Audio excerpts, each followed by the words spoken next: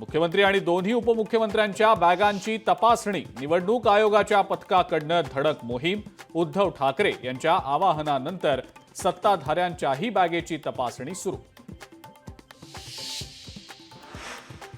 नाना पटोले यांना राजकीय रोग झालाय. उद्धव ठाकरेंना पटोले चालणार नाहीत म्हणून त्यांचे फोटो बॅनरवरनं काढले. चंद्रशेखर बावनकुळेंचा नाना पटोलेंना चिमटा. फडणवीसांनी सुरू केलेली विकास कामं रोखली. अमित शहांचा महाविकास आघाडीवर हल्लाबोल. मोदींनी दहशतवाद जवळपास संपवलाय. अमित शहांकडून पंतप्रधान मोदींचं कौतुक. महाराष्ट्रातले उद्योग गुजरातला पळवले. कोकण अदानींच्या घशात जाऊ देणार नाही. नाणारचा प्रकल्प जसा रद्द केला तसाच बारसूचाही करणार.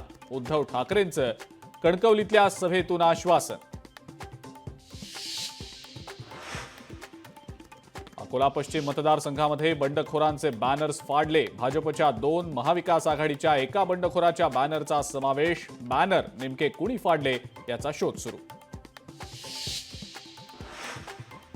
पवार साहेबांची शेवटची निवडणूक. बारामतीत अजित पवारांची टीका. शेवटची निवडणूक कुठला दुश्मन म्हणाला. सुप्रिया सुळेंचं अजित पवारांना प्रत्युत्तर.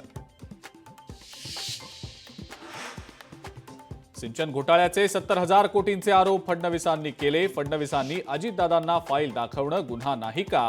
सिंचन घोटाळ्याच्या मुद्द्यावरनं सुप्रिया सुळे आक्रमक.